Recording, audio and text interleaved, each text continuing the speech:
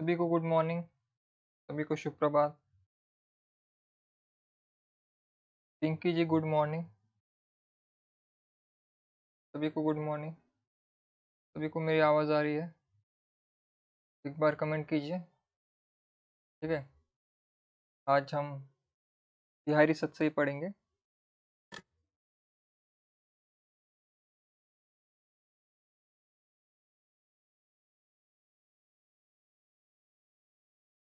ठीक है, आज बिहारी सत्सई पढ़ेंगे हम।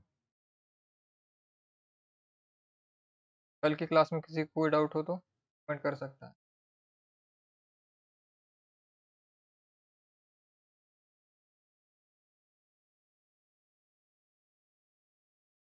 ठीक है,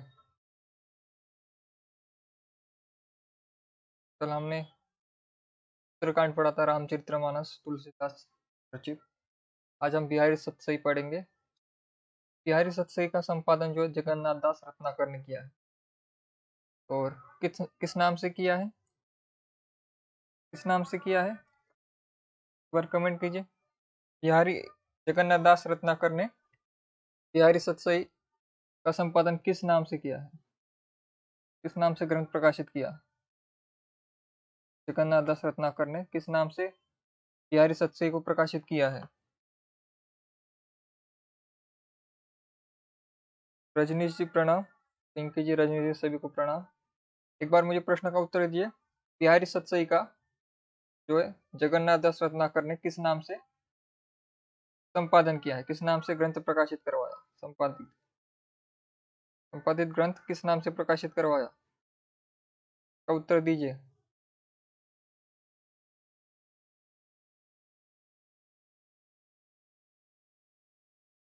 ठीक है, तो उत्तर दीजिए, तब तक मैं आगे बढ़ता हूँ। हिंदी साहित्य के महाकवि बिहारी रीतिकालीन रीति सिद्ध काव्यधारा के श्रेष्ठ कवि थे। ठीक है, रीतिकाल हमने भक्ति काल, कल तक भक्ति काल चल रहा था हमारा।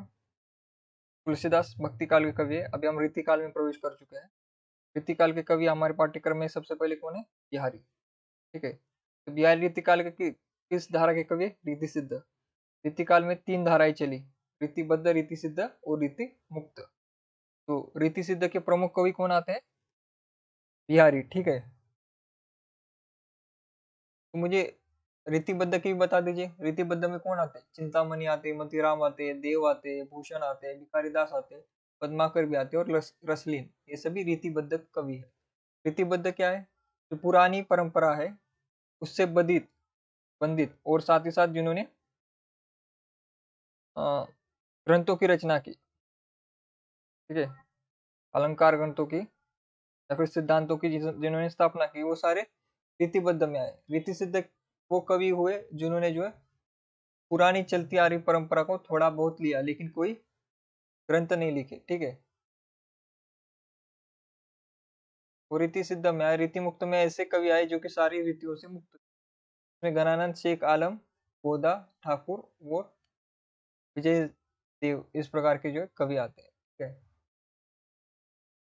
लक्षण ग्रंथों की जिन्होंने रचना की वो रीतिबद्ध कवि है। लक्षण ग्रंथों की रचना नहीं की लेकिन परंपरा को जारी रखा, वो रीति सिद्ध है। और जिन्होंने ना लक्षण ग्रंथ को लिखा, ना ही पुरानी चलती हुई रीतिबद्ध की या फिर उससे पहली वाली रचना प्रक्रिया को जो है उन सभी को छोड़कर अपनी नई धारा शुरू की, वो रीति मुक्त कहलाए। ठीक है, वो किसी भी धारा या किसी भी परंपरा को नहीं मानने वाले और अपनी बात को सीधा कहने वाले रीति मुक्त कवि हुए। ठीक है, तो बिहारी कौन किस किस में आते हैं? रीति सिद्ध, यानी कि उन्होंने लक्षण ग्रंथों का निर्माण नहीं किया लेकिन परंपरा को जो है स्वीकार किया, परंपरा के अनुसार ही ग्रंथ लिखे उन्होंने। ठीक है, रेखा जी, क्वेश्चन ये है कि बिहारी सतसई का संपादन जगन्नाथ दास रत्नाकर ने किया है, सभी को बताया, लेकिन जगन्नाथ दास रत्नाकर ने जो बिहारी सतसई ग्रंथ लिखा है, संपादित किया है, उस ग्रंथ का नाम क्या है ये बताइए। जो जगन्नाथ दास रत्नाकर ने किताब संपादित की बिहारी के ऊपर, उस किताब का नाम क्या है जिसको जो हमारे पाठ्यक्रम में लगी हुई है? वो प्रश्न है। ठीक है, सभी के लिए प्रश्न है, उत्तर दीजिए जल्दी। जो हम अभी आपके सिलेबस में लगी हुई किताब का ही नाम आपको नहीं पता तो कैसे चलेगा। ठीक है, जगन्नाथ दास रत्नाकर की किताब आपके सिलेबस में लगी है, उस किताब का नाम क्या है? जो बिहारी सतसई की टीका है वो। ठीक है, नाम क्या है उसका? कुछ तो नाम होगा, बिहारी सतसई नाम होगा या फिर बिहारी की कविता होगा, कुछ तो नाम लिखा होगा उन्होंने। तो उस नाम को आपको बताना है।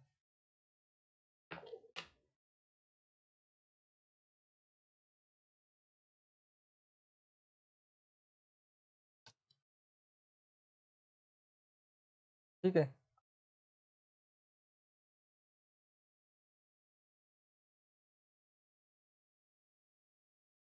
किसी का उत्तर नहीं आ रहा, एक स्टूडेंट का उत्तर आया है, कांचन जी का। ठीक है, आपके अगर आपने थंबनेल देखा होगा तो थंबनेल में मैंने किताब किताब का फोटो लगाया हुआ है, वहां पर भी आपने नहीं देखा। ठीक है, बिहारी रत्नाकर नाम से जो है संपादित किया है उन्होंने ग्रंथ। ठीक है, क्वेश्चन पिंकी जी कह रहे सेट का एग्जाम है तो क्वेश्चन करवा दिया। ठीक है,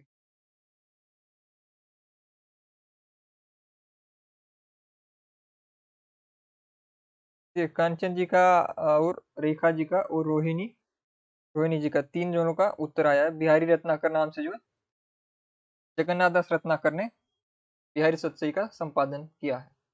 उसमें से हमारे सिलेबस में कितने पद है? उसमें से हमें शुरुआत से लेकर पद दोहा संख्या 1 से 50 तक जो हमारे पाठ्यक्रम में लगे हुए हैं। ठीक है, बिहारी सतसई पर बहुत से लोगों ने टीका की है, लेकिन हमें सिर्फ जगन्नाथ दास रत्नाकर ने जो टीका की है वही पढ़नी है। ठीक है, तो हम पाठ्यक्रम की ओर बढ़ते हैं। क्वेश्चन हो गए हमारे सारे। तो हिंदी साहित्य के महाकवि बिहारी रीतिकालीन रीति सिद्ध काव्य धारा के श्रेष्ठ कवि है। आपको याद रखना है, रीति सिद्ध कवि है रीतिकाल के। बिहारी लाल का जन्म 1603 के लगभग ग्वालियर के पास हुआ था। ग्वालियर में और एक कवि का, जो आधुनिक कवि का जन्म हुआ है, ग्वालियर में किसका हुआ है ये भी बताइए। के पास वसवा गोविंदपुर गांव में हुआ था। ठीक है, बिहारी नाम से ये मत समझिए कि ये बिहार के थे। ठीक है, ग्वालियर के थे ये। ग्वालियर कहाँ पड़ता है? मध्य प्रदेश में। ठीक है, तो ग्वालियर के पास बसवा गोविंदपुर गांव में का जन्म हुआ था। इनके पिता का नाम केशव राय था। जो केशव दास है वो अलग कवि है। ठीक है, उनका और इनका केशव राय का कोई संबंध नहीं है। वे संस्कृत के विद्वान थे। ठीक है, बिहारी लाल मथुरा चौबे थे। ठीक है, बिहारी लाल माथुर चौबे थे। ठीक है, माथुर है, माथुर चौबे। चौबे का अर्थ क्या होता है? चौबे ही चतुर्वेदी होता है। और चतुर्वेदी का अर्थ क्या होता है? जिन्होंने चार वेदों का ज्ञान प्राप्त किया उन्हें चतुर्वेदी कहा जाने लगा। ठीक है, वेदों से जुड़ा हुआ है। जो चौबे होते हैं उन्होंने चार ग्रंथों का अध्ययन किया होता है, हमारे चार वेदों का, उन्हें चौबे या फिर चतुर्वेदी कहा जाता है, सरनेम, टाइटल। और जिन्होंने दो किताबों का अध्ययन किया, दो वेदों का, उन्हें दुबे या फिर त्रिवेदी कहा जाता है। त्रिवेदी वो लोग होते हैं जिन्होंने तीन वेदों का ज्ञान प्राप्त किया, उन्हें त्रिवेदी कहा जाता है। मिश्र उन्हें कहा जाता है जिन्होंने चारों वेदों का मिश्र ज्ञान किए, मिश्र रूप से ज्ञान प्राप्त किया। ठीक है, ये पुरानी परंपरा है। पहले जो ब्राह्मण थे उन्होंने प्राप्त किया होगा, लेकिन अभी उनके जो वंशज है उनके साथ वो सरने ऑटोमेटिकली आ जाता है। ठीक है, तो आज के जो चौबे या फिर दुबे है उन्होंने कोई वेद का अध्ययन नहीं किया। ठीक है, लेकिन वो सरनेम एक सरनेम की तरह लगा हुआ है, तो इनका नाम चौबे था। चौबे का अर्थ मैंने बताया, जो चार वेदों का गाता होता है उन्हें चौबे कहा जाता है। इसे दोहे में उनके बाल्यकाल और यौवन काल का प्रमाण मिलता है। इस दोहे में कि जन्म ग्वालियर जानिए, खंड बुंदेले बाल, गुरुनाई आई सुघर, मथुरा बसी ससुराल। ठीक है, तो ग्वालियर में इनका जन्म हुआ था, ये इनके दोहे से पता चल जाता है। बिहारी ने कृष्ण के साथ साथ अपने दोहों में किसी अलौकिक व्यक्ति को भी नमन किया है। ठीक है, अलौकिक व्यक्ति रहस्यवाद आपको जैसे महादेव वर्मा में दिखाई देता है। ठीक है, आधुनिक काल में, या महादेव वर्मा का भी जो प्रियतम है वो कोई एक ईश्वर भी नहीं है और कोई एक व्यक्ति भी नहीं है, उन्होंने कभी अपने प्रियतम का नाम नहीं बताया। उसी प्रकार का अलौकिक व्यक्ति का कृष्ण, एक तो कृष्ण की भक्ति करते और दूसरे एक अलौकिक व्यक्ति की भक्ति या फिर नमन करते हैं उन्हें, जिनका नाम उन्होंने कभी नहीं बताया। ठीक है, वह निश्चित ही बिहारी के पिता होंगे, जो हिंदी के प्रसिद्ध कवि केशव ही है, किंतु यह विषय आज तक विवाद योग्य है। ठीक है, यहाँ पर लोग विवाद करते, केशव केशव नाम जुड़ने से उनको लगता है कि जो केशव दास है हमारे, वो केशव ये नहीं है। ठीक है, वो दोनों केशव, वो केशव और ये केशव पूरा विवादित है, आपको नहीं मानना इस बात को। प्रकट बहे द्विज राजकुल, द्विज राज यानी कि जिनका 2 बार जन्म होता है, ये ब्राह्मणों के लिए प्रयोग किया जाता है। प्रकट भये द्विज राजकुल, तू बस बसे ब्रज आय, मोरो हरो कलेस सब, केसो केसो राय। केसो राय यानी कि यहाँ पर कृष्ण की बातें की जाए। इनकी बालावस्था बुंदेलखंड में बीता, विवाह के बाद वे अपने ससुराल मथुरा में रहने लगे। जैसे कि हमने यहाँ पर पद में पढ़ा, जन्म हुआ उनका ग्वालियर में। ठीक है, और उनका बचपन बीता बुंदेल में, और मथुरा उनका ससुराल था। मथुरा कहाँ पर है? यूपी में है। ठीक है, उत्तर प्रदेश में है। ग्वालियर कहाँ पर है? मध्य प्रदेश में है। ठीक है, तो मैंने एक प्रश्न पूछा था, ग्वालियर से किस कवि का संबंध है, आधुनिक कवि का? किसी ने उत्तर दिया है? एक भी व्यक्ति ने उत्तर नहीं दिया। ठीक है, ठीक है, ग्वालियर से संबंध है मुक्तिबोध का। मुक्तिबोध आधुनिक कवि, फैंटेसी की जिन्होंने शुरुआत की हिंदी साहित्य में, उनका भी संबंध मध्य प्रदेश ग्वालियर से है। ठीक है, तो आपने समझ लिया, ग्वालियर का एक गांव था जहां पर उनका जन्म हुआ था। क्या है? बसा बसवा गोविंदपुर जो गांव है वहां पर, ग्वालियर के अंतर्गत, वहां पर उनका जन्म हुआ। बाद में उनका जीवन बुंदेल में जो भी था, और ससुराल वो मथुरा चले गए। मथुरा उत्तर प्रदेश में पड़ता है। ठीक है, तो घर जमाई बन गई है। विवाह के बाद अपने ससुराल मथुरा में रहने लगे। घर जवाई बनकर रहने के कारण इन्हें कुछ तिरस्कृत होना पड़ा था। ठीक है, अगर आप अपनी पत्नी के घर में रहते हो तो अपमानजनक बात समझी जाती है समाज में, जिसके कारण वे आश्रय की खोज में जयपुर के महाराज जय सिंह के दरबार में पहुंचे। ये इंपॉर्टेंट नाम है, जय सिंह। जय सिंह के राज कवि थे। वहां पर उन्हें उचित सम्मान और आश्रय दोनों मिला। ठीक है, उचित सम्मान और आश्रय कहाँ मिला? जय सिंह। इसलिए जय सिंह का नाम आपको याद रखना है। जय सिंह का नाम किसके साथ जुड़ता है? बिहारी के साथ। ठीक है, बिहारी नाम सुनकर बिहार मत लगा देना। बिहारी बिहार के थे ही नहीं। बिहारी कहाँ के थे? बिहारी थे मध्य प्रदेश, रहे वो फिर उत्तर प्रदेश। उत्तर प्रदेश और मध्य प्रदेश से इनका संबंध है। महाराज जय सिंह से मुलाकात की कहानी का भी काफी मनोरंजक थी। कहते हैं महाराज जय सिंह अपनी छोटी रानी के प्रेम में इतना लीन रहा करते थे कि वे राजपाट देखने के लिए महल से बाहर नहीं निकलते थे। तो अंतःपुर में जो है वो हमेशा रहते थे। राजमहल के सभी लोग काफी चिंतित रहा करते थे। वे सब समझ नहीं पाते थे कि क्या किया जाए। एक दिन बिहारी लाल राज दरबार में पहुंचे और राजा जयसिंह से मिलने की इच्छा जाहिर की। इच्छा है वहां पर। दरबारियों का कोई जवाब नहीं पाकर बिहारी लाल बोले कि मेरा यह संदेश महाराज तक पहुंचा दीजिए। बिहारी लाल ने संदेश में लिखा था, नहीं पराग नहीं मधुर मधु, नहीं विकास यही काल, आली कली हो तो बंध्यो आगे कौन हवाल। ठीक है, इसका अर्थ है कि राजा जी अभी से आप जो है एक कली के समान युवा, छोटी उम्र की लड़की जो कि आपकी पत्नी है, उसी के साथ इसके मोह में आप जकड़े हुए हो। जब ये युवा अवस्था को पहुंचेगी तो आपका क्या हाल होगा। इस प्रकार से वो उनकी उलाना करते हैं, और फिर जो है राजा को होश आता है कि वो क्या कर रहा है। वो अपना कर्तव्य भूलकर जो है भोग विलास में डूबे हुए हैं। तो वो वहां से निकलकर बाहर आते, अंतपुर से बाहर आते, राजकाज करना शुरू करते और उनको इतनी बड़ी सलाह देने के कारण बिहारी लाल को वो अपने राज दरबार में रख लेते सम्मान देकर। ठीक है। बिहारी के इस दोहे ने राजा के ऊपर मंत्र जैसा काम किया। वे रानी के प्रेम पाश से मुक्त होकर पुनः अपना राजकाज संभालने में लग गए। बिहारी के इस दोहे को पढ़कर महाराज जय सिंह बहुत प्रभावित हुए। वे तुरंत बाहर निकलकर आ गए। बिहारी को इसी तरह के और भी सरस दोहे लिखने का आदेश देते हुए महाराज बोले कि प्रत्येक दोहे पर आपको एक अशर्फी दिया जाएगा। ठीक है। बिहारी दोहे बनाकर महाराज को सुनाते रहे और प्रति दोहे पर उन्हें एक अशर्फी मिलने लगा। इस प्रकार बिहारी ने 700 दोहे लिखे जो संग्रहित होकर बिहारी सतसई सतसई में जो है, सतसई यानी कि 700, इसलिए इसे सतसई कहा जाता है। सतसई का अर्थ 700। बिहारी की 700 दोहे, इसलिए बिहारी सतसई उन्होंने लिखी। तो बिहारी सतसई की रचना किसने की है?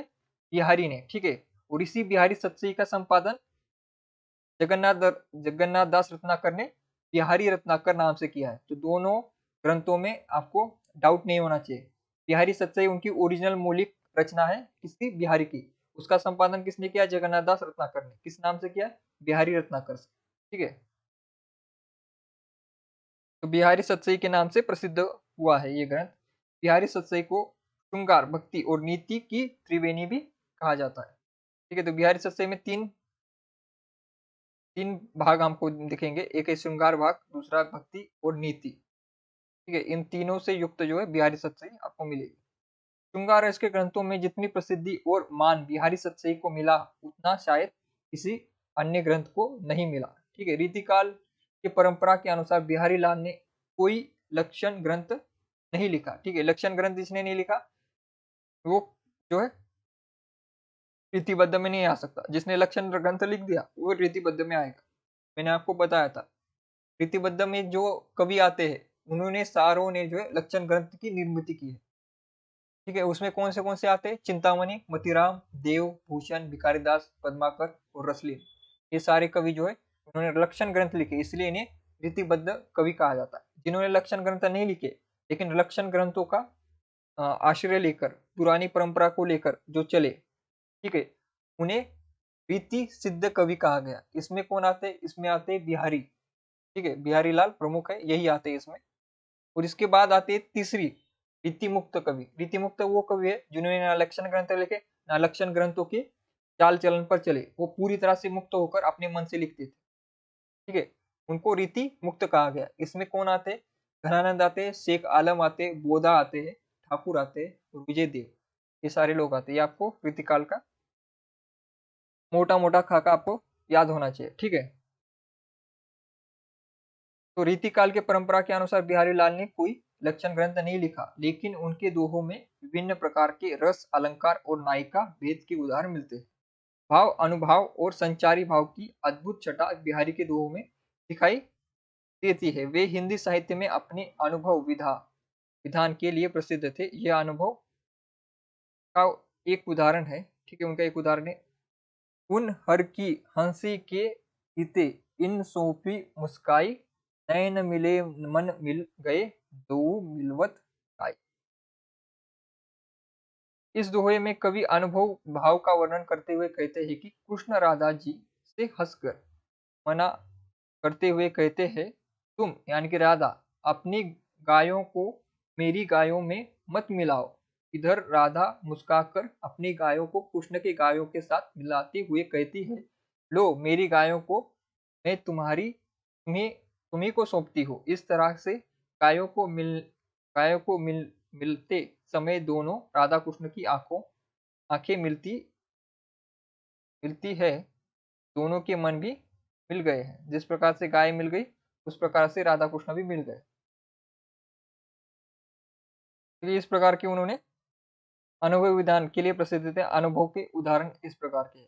अनुभव का उदाहरण है कि राधा राधा को कृष्ण कहते हैं कि तुम्हारी गाय मेरे गाँव में मिक्स मत करो। ठीक है। तो वो कहती है कि मेरी गाय भी तुम सो अपने अपनी गायों में मिला लो, यानी कि तुम मेरी गाय भी रख लो। और फिर उनकी आंखें मिलती है, और फिर जैसे गायों का मिलन हुआ वैसे उनका भी मिलन हुआ। ठीक है, जिस प्रकार हाव भाव अनुभव और भाव विधान की योजना बिहारी ने किया है, वैसा श्रृंगार रस का कोई भी कवि नहीं कर सकता। पतरस लालच लाल की मुरली धरी लुकाए, तोहे करे बोही ने हंसे, तेन कहे निटी जाए। ये बतरस लालच लाल की ये काफी प्रसिद्ध दोहा है, ये आपको याद रखना है। ठीक है, बतरस लालच लाल की मुरली धरी लुकाए। इस दोहे में कवि ने गोपियों और कृष्ण के बीच नोक झोंक का वर्णन करते हुए कहा है कि श्री कृष्ण से बातचीत करने के लालच में गोपियां उनके बांसुरी को छुपा देती है, और वे कसम खाकर भुएं को हिलाकर हंसती है और उन्हें बांसुरी देने से मना कर देती है। ठीक है, यहाँ पर बाल लीला का वर्णन है उनका गोपियों के साथ, कि गोपियां उनकी बांसुरी जो छीन लेती है, छुपा लेती है, और उन्हें कहती है कि हम नहीं देंगे बांसुरी। ठीक है, बिहारी ने केवल मुक्तक काव्य लिखा और वे सफल रहे। आचार्य रामचंद्र शुक्ल के शब्दों में, यदि प्रबंध काव्य एक विस्तृत वनस्थली है, तो मुक्तक एक चुना हुआ गुलदस्ता।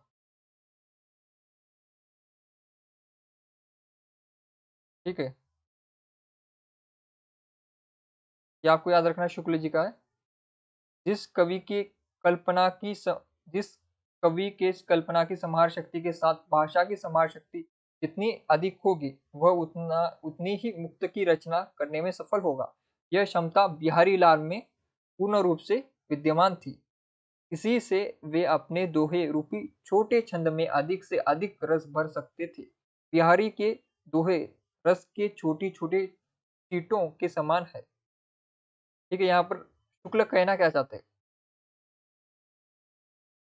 प्रबंध काव्य आपको पता है, प्रबंध काव्य के दो प्रकार होते हैं, खंड काव्य और महाकाव्य। ठीक है, खंड काव्य महाकाव्य एक विस्तृत वनस्थली, यानी कि उसका आकार विशाल होता है और उसमें वर्णन भी जो विशाल रूप से, समग्र रूप से, विस्तृत रूप से वर्णन किया जाता है। लेकिन जितना इम्पैक्ट एक महाकाव्य का पड़ता है, खंड काव्य का पड़ता है, उतना ही जो इम्पैक्ट हम मुक्तक काव्य से भी कर सकते हैं। और इसका सबसे बड़ा उदाहरण कौन है? बिहारी लाल। तो बिहारी लाल ने कम शब्दों में ज्यादा काव्य को जो है लिखा है। ठीक है, कम शब्दों में ज्यादा एक्सप्रेस किया अपने आप को। तो यहाँ पर वही कहते हैं कि प्रबंध काव्य अगर विस्तृत वंशली है, तो मुक्तक क्या है? चुना हुआ गुलदस्ता। चुना हुआ गुलदस्ता क्या होता है? आपने गुलदस्ता देखा होगा, उसमें क्या होता है, चुन चुनकर हर टॉपिक, यहाँ पर जैसे गुलदस्ता उदाहरण इसलिए लिया गया, जैसे गुलदस्ता आपने देखा होगा, वहां पर तरह तरह के 10-12 फूलों को एक जगह पर रखा जाता है।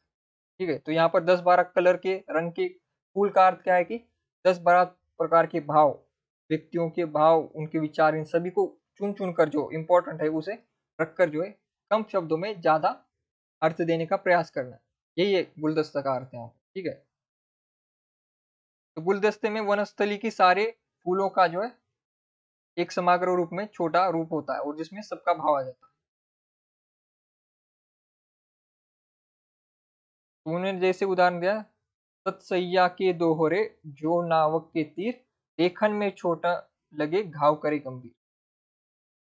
ठीक है, ये बिहारी लाल के लिए प्रसिद्ध है कि सतसैया यानी कि बिहारी सतसई के दोहे जो नावक के तीर हो, देखन में छोटे लगते हैं लेकिन घाव करते हैं गंभीर। जैसे कि तीर छोटा होता है, लेकिन अगर वो उसे मारा जाए तो क्या है, किसी का प्राण भी जा सकता है। ठीक है, दिखने में छोटा होता है, उसमें वजन भी नहीं होता। तीर का वजन कितना होगा? 50 ग्राम, या फिर उससे भी छोटा हल्का तीर, लेकिन उससे क्या होता है, घाव कितना गंभीर लग जाता है, इंसान की मृत्यु हो सकती है। उसी प्रकार से सतसैया दिखने में छोटी है, लेकिन उसका घाव, उसका मर्म काफी गंभीर है। ठीक है, इस दोहे के अनुसार बिहारी सतसई के दोहों का प्रभाव नावक से निकलने वाले तीर यानी कि कांटेदार बाण जैसी असल असरदार है, जो बाहर से दिखने में तो छोटा दिखाई देता है, परंतु इसके चोट के घाव बहुत ही गहरे होते हैं। उसी तरह बिहारी के दोहे देखने में छोटे और सरल लगते हैं, किंतु इसके अर्थ का भाव बहुत ही गहरा होता है। ठीक है, ये आपने सबने समझ लिया। उन्होंने अपने सभी दोहों में हमेशा नए और सुंदर प्रसंगों की कल्पना करते हुए उच्च वर्ग और सामान्य वर्ग के जीवन को उभारा है। बिहारी की संपूर्ण रचना श्रृंगार प्रधान है।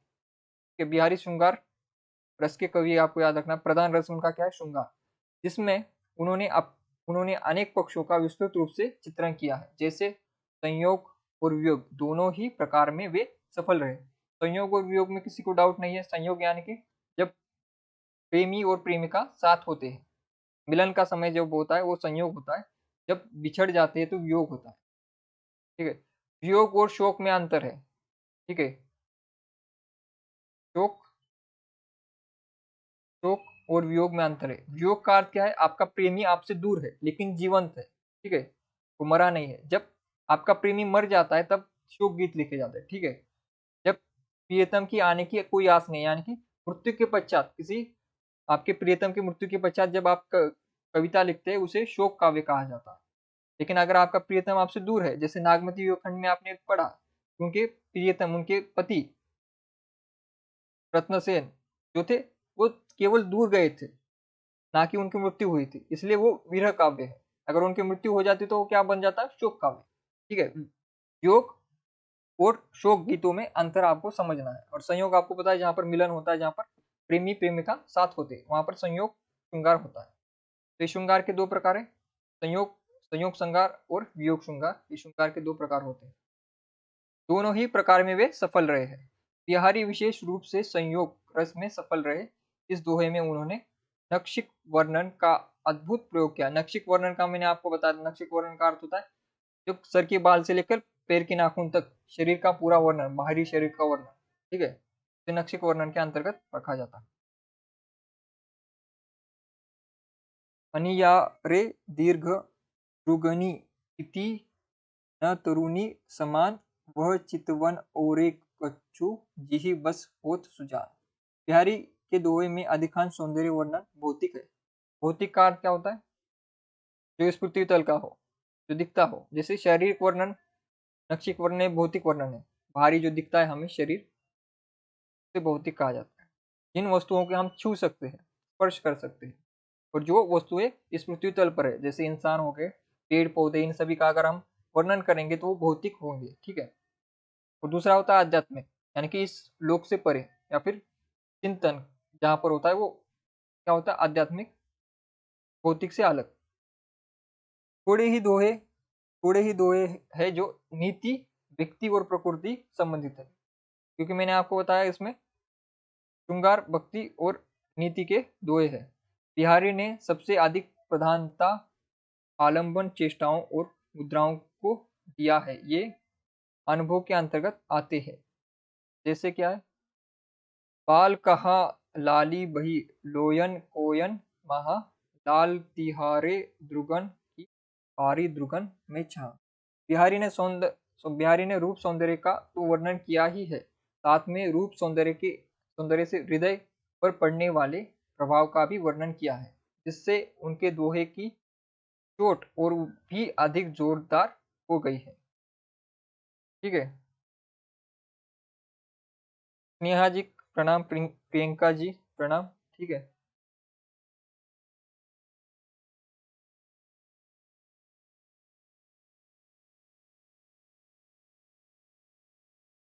तो मन बांधत बेनी बांधे नील छबीले बार। इस दोहे में काले बालों के हृदय पर पड़ने वाले प्रभाव का वर्णन है। बिहारी का प्रकृति निरीक्षण अत्यंत सूक्ष्म था। उन्होंने स्वतंत्र रूप से भी प्रकृति का वर्णन किया है, जो कम होते हुए भी प्रभावी है। कल्पना, अनुभूति और मनोविज्ञान की दृष्टि से बिहारी के दोहे उत्कृष्ट है। साथ ही उनका कला पक्ष भी अत्यंत सुंदर है। बिहारी के दोहे में सभी प्रकार के अलंकार प्राप्त होते हैं। बिहारी का अलंकार विधान उनके सूक्ष्म निरीक्षण का परिचय देता है। ठीक है, यहाँ पर इंपॉर्टेंट बात क्या है कि बिहारी का जो है निरीक्षण सूक्ष्म था। सूक्ष्म निरीक्षण से क्या है, जो कवि होते, उत्कृष्ट कवि होते, वो जो सामान्य जनता से वो अलग दृष्टिकोण से देखते। अगर वो रास्ते पर चल भी रहे तो वहां पर चलते हुए लोगों को देखेंगे, कौन किस तरह से बात कर रहा है, किस तरह के भाषा चल रही है। अगर आज भी देखा जाए, जो अच्छे कवि होते हो, जब आप बाहर घूमने निकलते हो तो आप वो यहाँ इधर उधर देखते कि किस प्रकार से बातचीत हो रही है, रिश्ते किस तरह से बन रहे हैं, किस प्रकार से समाज चल रहा है, किस प्रकार से कपड़े हम पहन रहे हैं, किस प्रकार की भाषा हमारी हो चुकी है, स्लैंग लैंग्वेज जो नहीं आए आ चुके हैं, जो हम छोटे छोटे शब्दों में आज बात करते हैं, जैसे गुड मॉर्निंग की जगह हम जीएम कहते हैं, गुड नाइट की जगह जीएन कहते हैं। इस प्रकार की जो आजकल प्रवृत्ति चली, इन सभी को पकड़ लेते आज के आधुनिक कवि। और आज के आधुनिक कवियों के उपन्यास देखिए, लेखकों के, उनमें इस प्रकार की भाषा आपको दिखाई देगी। ठीक है, इस प्रकार की भाषा अगर आपने चेतन भगत को पढ़ा होगा, अंग्रेजी के उपन्यासकार है वो इस प्रकार की भाषा को लेते हैं, जो करंट टॉपिक है, करंट जनरेशन की लैंग्वेज। ठीक है, इसे इसे कहते हैं सूक्ष्म निरीक्षण। ठीक है, जो आप समाज में जब चलते तो आपको देखना है किस प्रकार से समाज चल रहा है, किस प्रकार की भाषा वो बोल रहा है। ठीक है, आज आज की भाषा कौन सी है? आज की भाषा अंग्रेजी मिश्रित हिंदी है। तो आजकल के जो भी उपन्यास आपने देखोगे, कहानियां देखोगे, उसमें अंग्रेजी मिश्रित हिंदी ही लिखी जाती है। हिंदी का लेखक है इसलिए तो शुद्ध हिंदी में नहीं लिखेगा, क्योंकि भाषा ही आज शुद्ध हिंदी नहीं बची, तो लेखक क्यों लिखेगा? ठीक है, यहाँ इसे ही कहते हैं सूक्ष्म निरीक्षण, और वो सूक्ष्म निरीक्षण उस समय बिहारी करते थे। तो इसी सूक्ष्म निरीक्षण को आप उनकी काव्य में, दोहों में देख सकते हैं। अलंकारों के प्रयोग से उनकी रचनाएं चेत को पुलकित कर देती है। बिहारी की भाषा पर विलक्षण अधिकार था, बिहारी की भाषा पर विलक्षण अधिकार था। बिहारी की भाषा सामान्य होने के बावजूद भी साहित्यिक थी। सामान्य का अर्थ क्या है यहाँ पर? सामान्य का अर्थ यहाँ पर है सरल। भाषा है सरल। ठीक है, बिहारी की भाषा आपको बाकी कवियों से सरल दिखेगी। आप आधुनिक व्यक्ति भी अगर बिहारी के दोहे को पढ़े तो थोड़ा बहुत वो समझ सकता है कि क्या कहना चाहता है कवि। लेकिन वही रीतिकाल के बाकी कवियों की अगर आप काव्य देखोगे तो आपको सीधे सीधे तौर पर जो है समझ नहीं आया कि क्या लिख रहे हैं।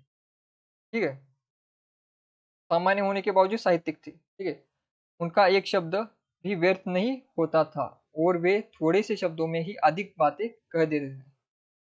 और यही आपको जो है पाश्चात्य साहित्य में ये बात किसने की है?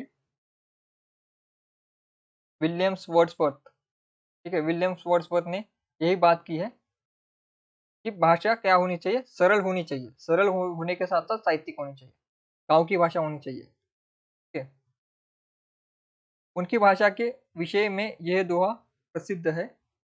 ब्रज भाषा बरनी सबे, कविवर बुद्धि विशाल, सबकी भूषण सतसई, रची बिहारी लाल। बिहारी के कई दोहों में ज्योतिष, बुद्ध शास्त्र, विद्या शास्त्र, वेदांत दर्शन, विज्ञान के सिद्धांतों का प्रयोग किया गया है। ज्योतिष विज्ञान का परिचय इस दोहे से हमें प्राप्त होता है। दूसह दूराज प्रजानी को, जो न बढ़े दुख बंद, अधिक अंधेरो जग करत, मिली मावस रविचंद्र। इसमें ज्योतिष शास्त्र आने की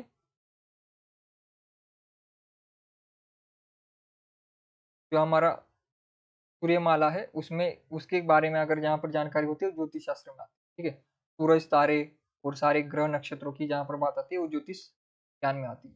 जिस प्रकार अमावस्या के दिन रवि और चंद्रमा एक ही दिशा में आकर आकर संसार में अंधकार पैदा कर देते हैं, उसी प्रकार दो राजाओं के राज्य में प्रजा का कष्ट बढ़ जाता है। ठीक है, यहाँ पर अमावस्या किस प्रकार से होती है? अगर आपने साइंस पढ़ा होगा तो आपको पता है, पृथ्वी और चंद्र और सूर्य,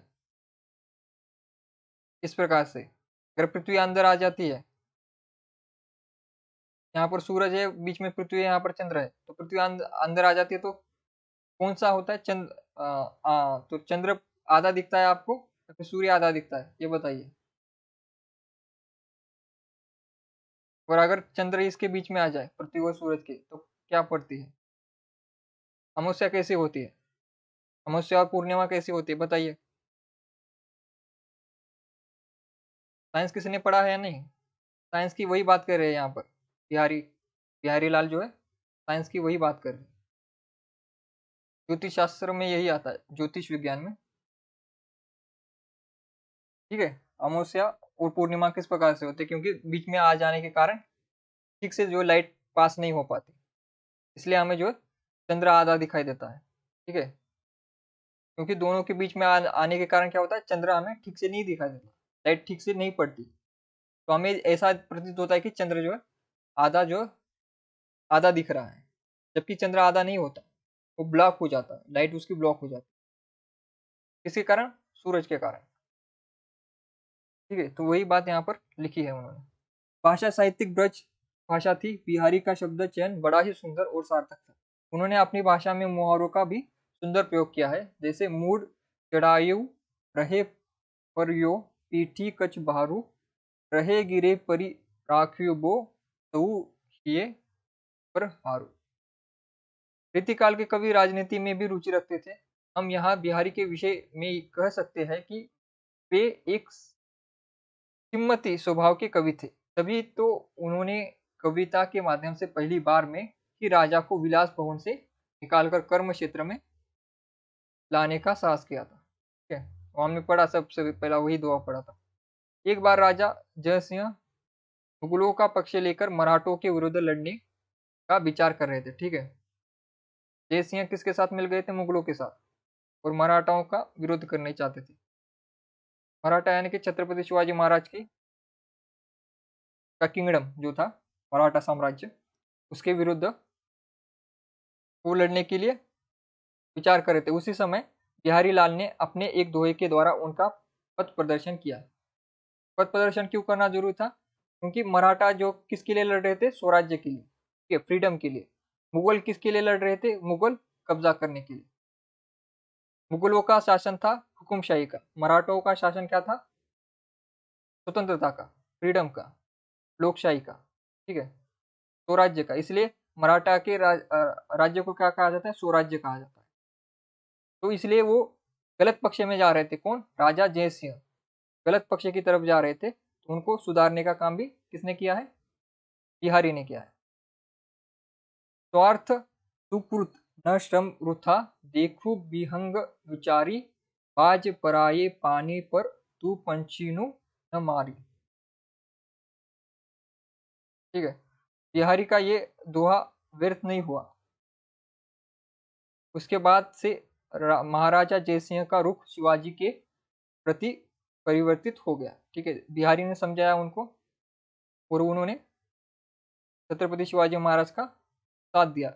उनके ही प्रयास से शिवाजी और औरंगजेब में संधि हुई।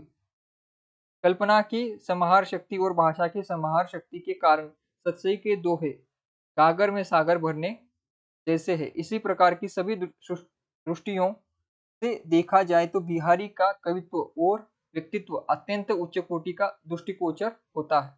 अपने काव्य गुणों के कारण ही बिहारी महाकाव्य की रचना नहीं करने के बावजूद भी महाकवियों की श्रेणी में गिने जाते हैं। निस्संदेह बिहारी रीतिकाल के उत्कृष्ट कवि थे, जिनकी तुलना किसी से नहीं की जा सकती।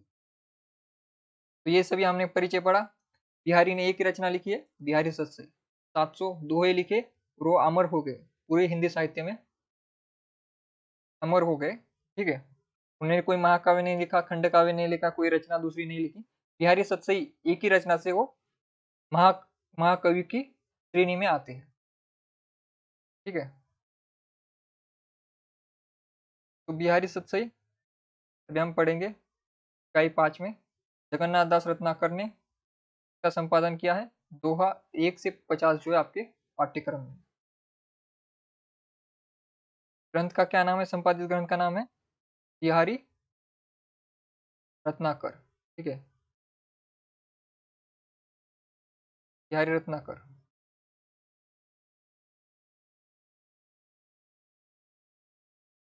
संपादित ग्रंथ का नाम है,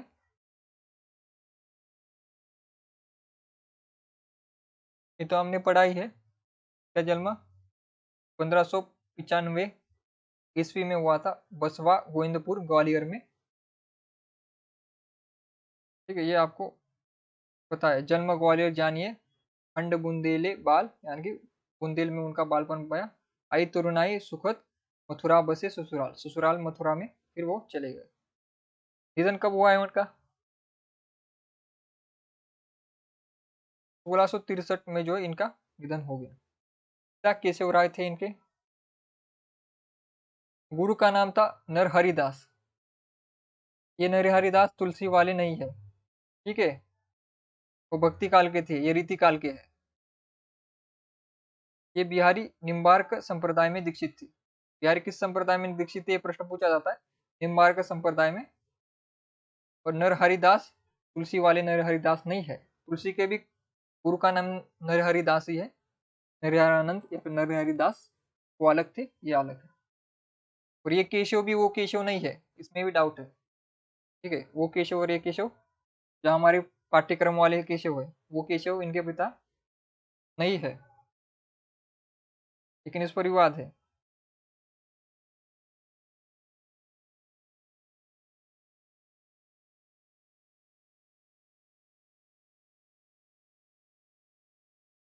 ठीक है, लेकिन वो केशव इनके ही समकालीन थे, दोनों ही एक दूसरे के समकालीन थे, इसलिए लोग डाउट करते हैं कि ये केशव वो केशव दास तो नहीं। आरंभिक बिहारी बिहारी आरंभ में सहज शाहजहां के आश्रय में थे। शाहजहां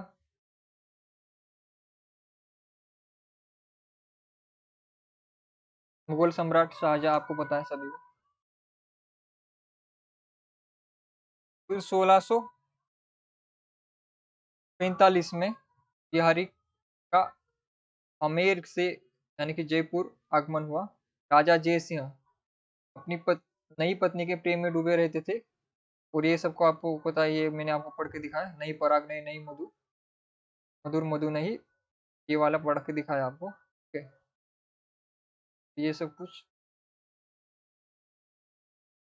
आपने देखा है। विश्व साहित्य में अर्थी व्यंजना का यह सर्वश्रेष्ठ दोहा माना जाता है। इसमें अन्योक्ति अलंकार है, तो अर्थी व्यंजना है इसमें, इस नई पराग में अन्योक्ति अलंकार है इसमें। बिहारी सतसई की रचना मिर्जा राजा जय सिंह के पुत्र राम सिंह को लोक व्यवहार, राजनीति एवं नीति की शिक्षा देने के लिए की गई थी। कि बिहारी सतसई की रचना क्यों की गई थी? जय सिंह जी कोई जिनके आश्रय में बिहारी रहते थे, इनके पुत्र को सिखाने के लिए बिहारी सतसई लिखी गई। बिहारी सतसई की रचना काल क्या है? 1662 में पूर्ण हुई थी। बिहारी सतसई के दोहे की संख्या के बारे में विवाद है।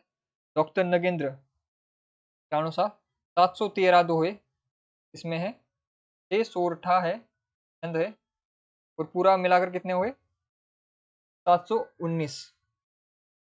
तो नागेंद्र कहते हैं कि इसमें 719 कुल मिलाकर छंद हुए। आचार्य रामचंद्र शुक्ल कहते में 700 ही थी, पूरी मिलाकर 700 से। और जगन्नाथ दास रत्नाकर द्वारा संपादित बिहारी रत्नाकर में भी 700 ही दोहे मिलते हैं। ठीक है, तो शुक्ल भी 700 मानते, जगन्नाथ दास रत्नाकर भी 700 मानते, नाम भी इसका बिहारी सतसई है। तो आपको सामान्य रूप से इसमें 700 दो ही मान्य है, लेकिन नागेंद्र का पूछा जाए तो उन्होंने अलग कहा है 719 लिख देना अगर पूछा जाए तो। बिहारी के विषय में विशेष तथ्य, बिहारी रीति काल के रीति सिद्ध का विधारक कवि थे। नागेंद्र इन्हें रीतिबद्ध कवि माना है। ठीक है, ये रीति सिद्ध कवि है, इसमें कोई डाउट नहीं है। ठीक है, ये सही है। वो रीतिबद्ध आपको कभी नहीं बोलना।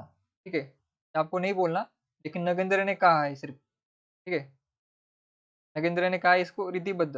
रीतिबद्ध के लिए लक्षणिक ग्रंथ लिखने पड़ते हैं, लेकिन बिहारी का कोई लाक्षणिक ग्रंथ हमें प्राप्त नहीं हुआ, उनको रीतिबद्ध कहना गलत होगा। लेकिन केवल नगेंद्र ने इन्हें रीतिबद्ध कहा है, जो कि आपको नहीं कहना। अगर सीधा पूछा जाए, अगर नगेंद्र के संदर्भ में पूछा जाए तो ही कहना है, और हमेशा आपको क्या लिखना है? रीति सिद्ध। बिहारी रीतिकाल के प्रतिनिधि कवि है। बिहारी द्वारा रचित बिहारी सतसई हिंदी में श्रृंगार सतसई परंपरा की पहली रचना मानी जाती है। श्रृंगार सतसई परंपरा की पहली रचना कौन सी? बिहारी सतसई।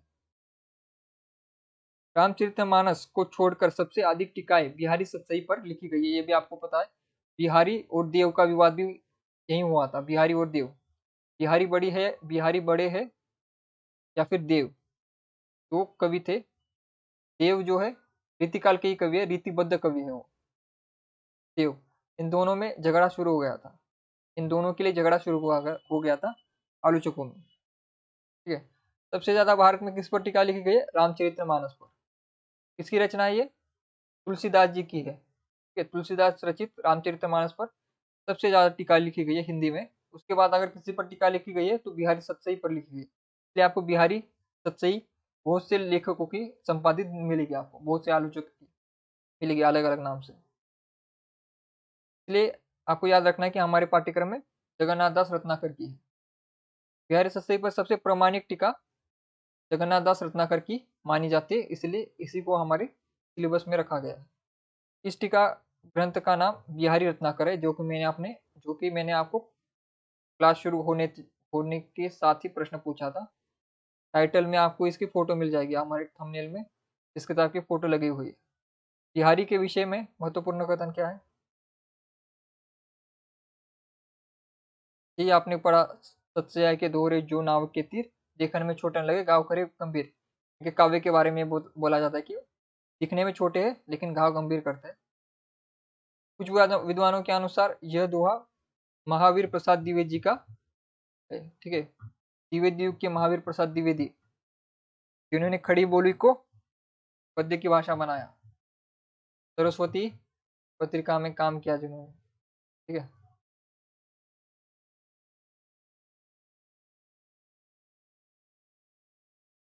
तो भांति भांति रचना सरस देवगिरा जो व्यास, जो भाषा सब कवि में विमल बिहारी दास। ये दोहा बाबू जगन्नाथ दास रत्नाकर का है, बिहारी के संदर्भ में, क्योंकि इनकी ही टीका हम पढ़ रहे हैं, तो ये आपको याद रखना है कि बिहारी के बारे में जगन्नाथ दास रत्नाकर क्या सोचते थे। तो वो कहते थे भांति भांति की रचना सरस देवगिरा जो व्यास, क्यों भाषा सब कवि में विमल बिहारी दास। विमल का अर्थ होता है शुद्ध, ठीक है।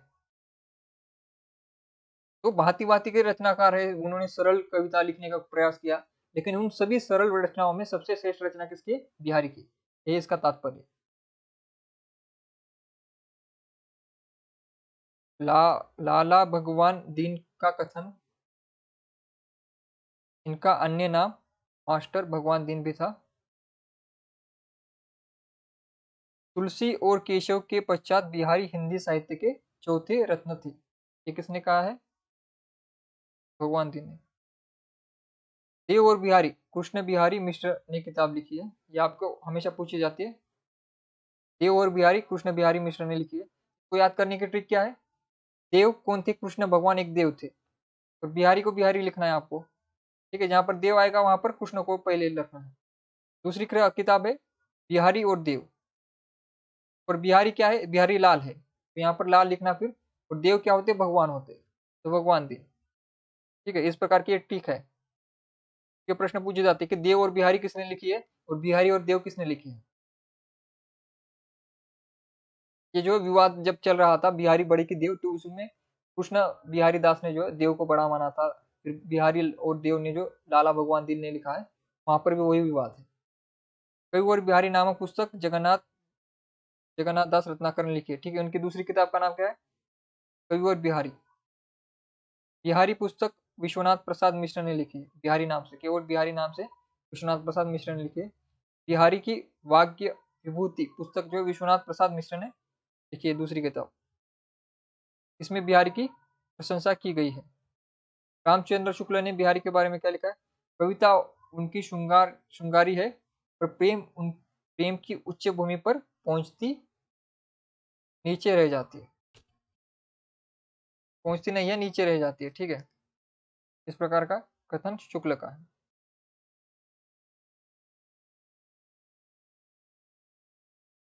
तो उनकी यहाँ पर शुक्ल क्या कहना चाहते हैं? उनको तो श्रृंगारी कवि थे, लेकिन प्रेम की उच्च भूमि क्या होती है? जहाँ पर अलौकिकता आती है, भौतिकता जहाँ पर खत्म हो जाती है, ठीक है। जब हम अलौकिक भक्ति करते, अलौकिक प्रेम करते, तो वो उच्च भूमि पर चला जाता है। लेकिन जब हम भौतिक प्रेम करते, यानी कि शरीर का वर्णन करते, तो वो प्रेम का जो स्तर नीचे चला जाता है। इसलिए शुक्ल जी कहते हैं कि जो बिहारी की कविता है, बिहारी का जो शैली है, वो क्या है? भौतिक शैली है, यानी कि शरीर का वर्णन ज्यादा है। इसी के कारण वो उच्च भूमि पर, प्रेम की उच्च भूमि पर नहीं पहुंच पाए। अगर वही वो शरीर को अलग करके, भौतिकता को अलग करके वो आध्यात्मिक आध्यात्मिक प्रेम के ऊपर लिखते, तो शायद वो उच्च भूमि तक पहुंच पाते, ठीक है। रामचंद्र शुक्ल के कथन दूसरा एक है, श्रृंगार रस के ग्रंथों में जितनी ख्याति और मान बिहारी सत्सई का हुआ, उतना किसी का नहीं, ठीक है। ये सब कुछ आपको क्यों पढ़ा रहा हूँ? क्योंकि आपको पदों से ज्यादा, दोहों से ज्यादा ये प्रश्न पूछे जाते हैं परीक्षा में, ठीक है। शुक्ल के कथन आपको परीक्षा में ज्यादा पूछे जाते हैं बिहारी के संदर्भ। फिर पद्मा सिंह शर्मा का कथन क्या है? बिहारी सतसई शक्कर की रोटी है, जहां से भी खाओ मीठी ही लगेगी। शक्कर की रोटी किसने कहा है? पद्म सिंह शर्मा ने। ठीक है, ये आपको याद रखना है, पद्म सिंह शर्मा। शक्कर की रोटी, ये काफी प्रसिद्ध कथन है। शक्कर की रोटी किसने कहा है? पद्म सिंह शर्मा ने कहा। पद्म सिंह शर्मा का दूसरा क्या है? दूसरा एक कथन है, बिहारी का विरह वर्णन उत्कृष्ट है। विरह वर्णन पर शर्मा ने कहा है कि उत्कृष्ट वर्णन। पद्म सिंह शर्मा का तीसरा कथन है, बिहारी की खड़ी बोली कर्ण कटु यवन नीरस है।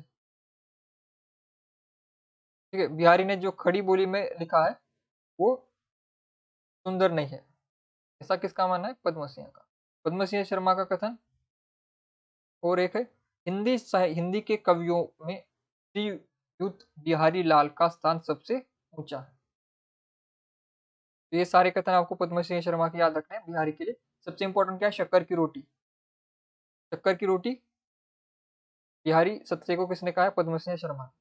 पद्म सिंह शर्मा ने बिहारी के काव्य की सराहना करते हुए लिखा है कि बिहारी के दोहे का अर्थ गंगा की विशाल जलधारा के समान है, जो शिव की जटाओं में तो समा गई थी, परंतु उसके बाहर निकलते निकलते ही इतनी असीम और विस्तृत हो गई कि लंबी चौड़ी धरती में भी सीमित नहीं रही रही सकी है। बिहारी के दोहे रस के सागर है, कल्पना के इंद्रधनुष्य है, भाषा के मेष है, उनमें सौंदर्य के मादक चित्रण अंकित है। ठीक है, तो पद्म सिंह शर्मा बिहारी की स्तुति करते हुए कहते हैं कि जिस प्रकार से भगवान शिव जी की जटाओं में गंगा नदी समाती है। ठीक है, यानी कि इसका अर्थ क्या है कि बिहारी सतसई में जो पद दोहे लिखे गए दिखने में छोटे हैं, बिहारी ने जब लिखे तो वो सीमित में समा गए, लेकिन उसको जब पाठक ने पढ़ा तो विशाल हो गए, विस्तृत हो गए, जो कि जिसके अर्थ जो है हम कितने ही निकाल सकते हैं। इस प्रकार से उन्होंने उनकी तारीफ की है। इसके बाद राधा चरण गोस्वामी का कथन है, बिहारी ऐसा पीयूष वर्षी घनश्याम है जिसका उदय होते ही वह सूर तुलसी पर आच्छादित हो जाता है। ठीक है, सूर और तुलसी यानी कि सूरदास और तुलसीदास की बात की जा रही है। राधाचरण गोस्वामी क्या कहते हैं, जैसे ही बिहारी के पद हम पढ़ने लगते हैं तो सूर और तुलसी के ऊपर जैसे आच्छादित, जैसे बादल काले गिर कर आकाश को ढक लेते हैं, उसी प्रकार बिहारी जो है सूर और तुलसी रूपी आकाश को ढक देते हैं। जॉर्ज अब्राहम ग्रियर्सन, ग्रियर्सन हमारे लिए काफी इंपॉर्टेंट आलोचक है। समस्त यूरोप के साहित्य में बिहारी सतसई के समकक्ष कोई रचना नहीं है। ये क्या है? ग्रियर्सन ने की है, ग्रियर्सन ने कहा है।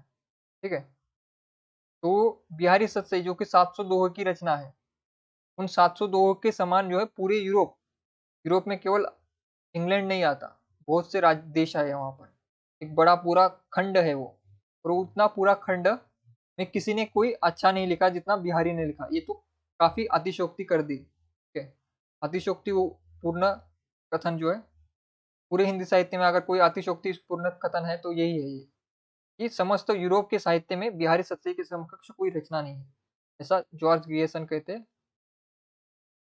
विश्वनाथ प्रसाद के शब्दों में बिहारी मुक्तक साहित्य के बेजोड़ कवि है। विश्वनाथ प्रसाद का याद रखना है आपको। अब द्विवेदी क्या कहते हैं ये भी आपको देखना है। बिहारी का बिहारी सतसई रसिकों के हृदय का घर है। घर की बात कौन करते हैं? द्विवेदी। हजारी प्रसाद द्विवेदी के शब्दों में रीतिकाल के सबसे अधिक लोकप्रिय कवि बिहारी रहे हैं।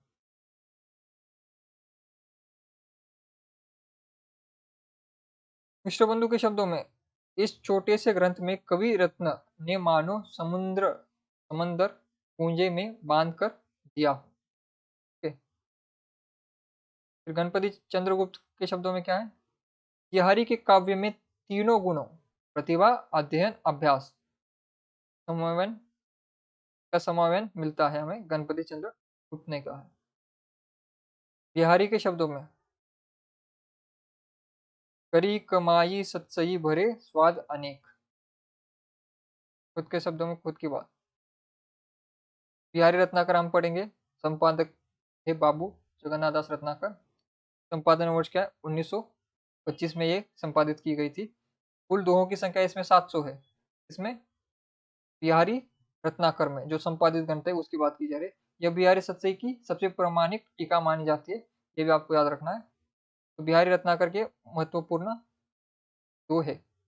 तो पहला है मेरी बहुबाधा हरो राधा नागरी सोई, जा तन की छाई परे श्याम हरित दुत कोई। तो सबसे पहले मंगलाचरण है इसमें, यानी कि ईश्वर मंगलाचरण में राधा और कृष्ण की स्तुति करते हैं। कि पहली है मेरी बहुबाधा हरो,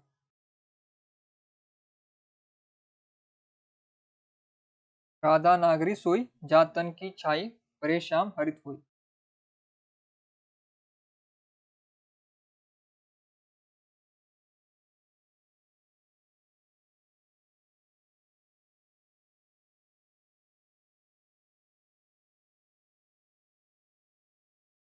ठीक है।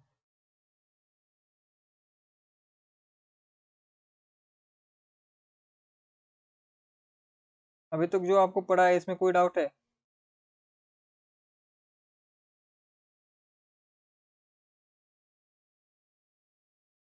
किसी को कोई डाउट हो तो पूछ सकता है। किसी को कोई डाउट है यार सच्चे में?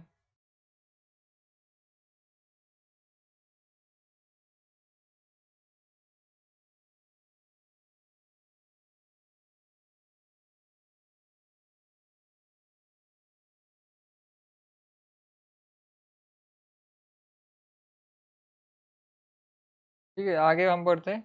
अपने अंग के जानी के जोबन नृपति प्रवीण, तन मन नयन नितंब की बड़ो हिचाबा की, हरते रटत न पर न बर परे दई मरक हुनु मैन, कोड़ा होड़ी बड़ी चले चतुराई नैन, ओरे ओप कनी निकुन गनी घनी सिर ताज, मैनी धनी के नेह की बानी छटी पट लाज।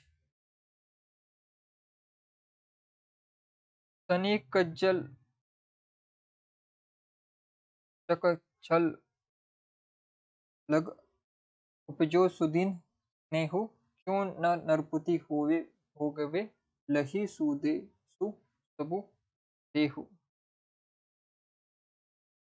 इसमें जो इम्पोर्टेंट है हम वो पढ़ेंगे।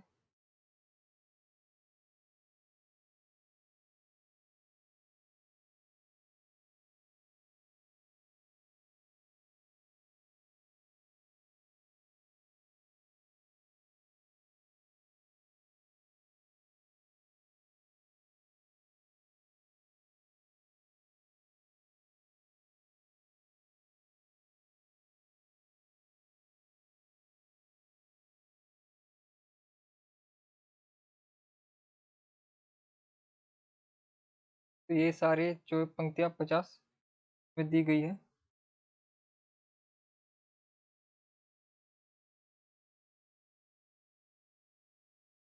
एक बार मैं कमेंट पढ़ लेता हूँ, अगर किसी को कोई डाउट हो तो ये हरी सही में बता सकता है।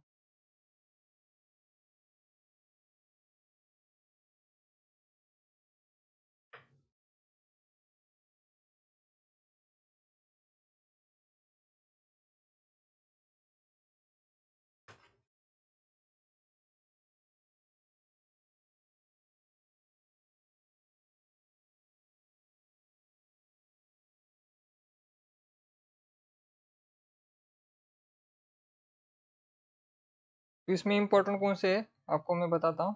मेरी बहुबाधा हरो राधा नागरी सोई, या तन की छाई परे श्याम हरित दुत कोई। यहाँ पर श्लेष तथा काव्य अलंकार है। जो पहली पंक्ति है ये इम्पोर्टेंट है।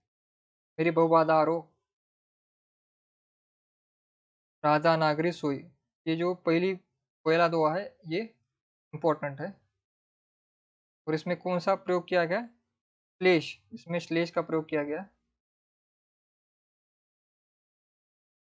श्लेष का प्रयोग किया गया इसमें। ठीक है।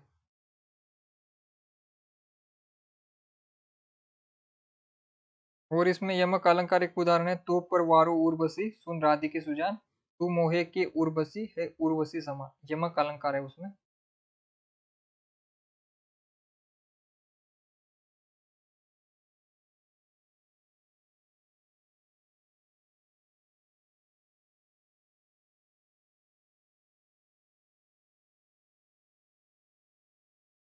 और जो ये नहीं पराग नहीं नहीं मधु मधुर मधु नहीं विकास यही काल अली कली ही सो बंध्यो आगे कौन हवाल। इनमें अन्य अन्योक्ति अलंकार का प्रयोग किया गया है।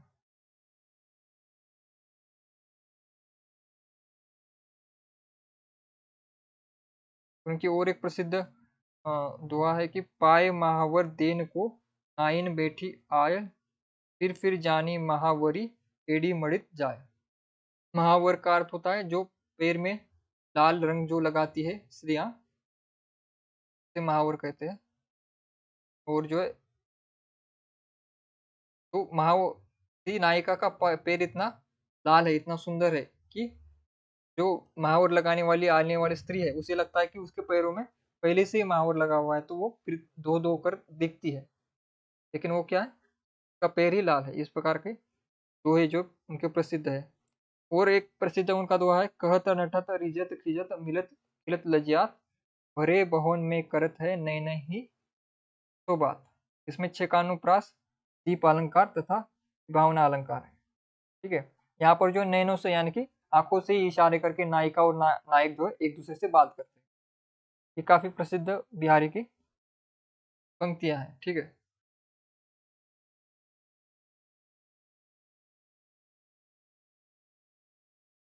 और एक है चंद्रमुखी मुख चंद ते भलो चंद सम कीन, रूपक तथा उपमा अलंकार जो है आता है।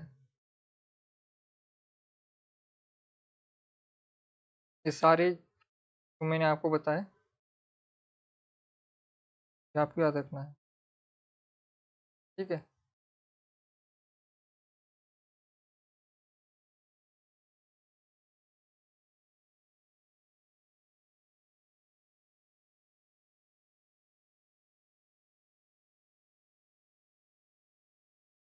एक बार मैं कमेंट पढ़ लेता हूँ।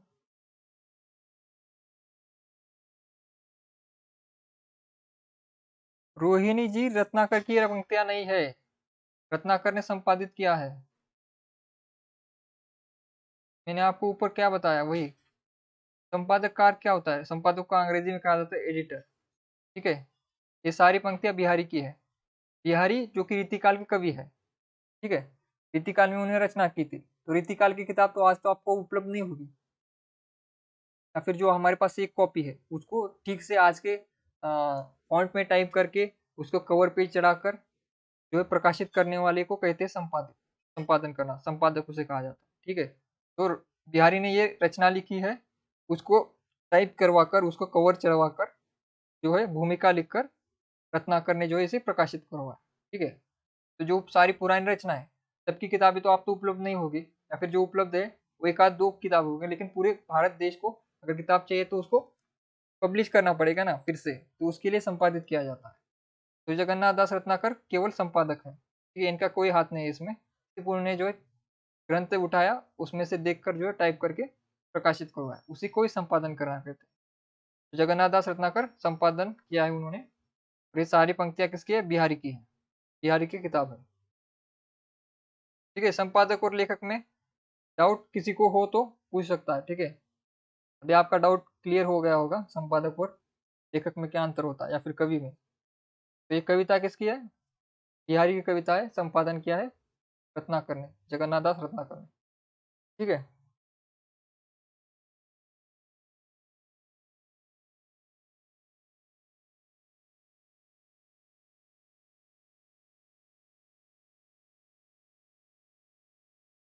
कि जो आपको ऊपर जो आलोचना पड़ी है, जो ये सब कुछ शक्कर की रोटी किसने कहा, शुक्ल ने क्या कहा, आचार्य प्रसाद द्विवेदी ने क्या कहा, ये सब कुछ जो है, और जो फेमस पंक्तियां हैं उनकी, लेखन में चोटन लगे गाँव करे गंभीर, उनके काव्य के ऊपर कहा जाता है। उसके बाद जो मैंने आपको बताए थे, मेरी बहुबाधा हरो राधा नागरी सो, ये सारी जो पंक्तियां यही आती है। और तू मोए उर्वशी, ये उर्वशी समान वाली। और कहत नटत रिजत खिजत, ये वाली जो पंक्तियां है, पाए महावर देन, महावर वाली है, ये सारी जो पंक्तियां आती हैं। ठीक है, इस प्रकार की पंक्तियां और उनकी टीका किसने लिखी, क्या क्या लिखा, ये सब कुछ प्रश्न बनते हैं परीक्षा में। ठीक है। तो ये आपको याद रखना है, जॉर्ज ग्रियर्सन का ये याद रखना है, समस्त यूरोप में के साहित्य में बिहारी के सत्सई के समकक्ष कोई रचना नहीं है। इस प्रकार के प्रश्न बनते हैं परीक्षा में। ठीक है, तो आज की क्लास यहीं पर समाप्त करते हैं। अगर किसी को डाउट हुआ होगा तो कमेंट कर सकता है। ठीक है, सभी का धन्यवाद, जितने भी आज स्टूडेंट जुड़े सबका धन्यवाद।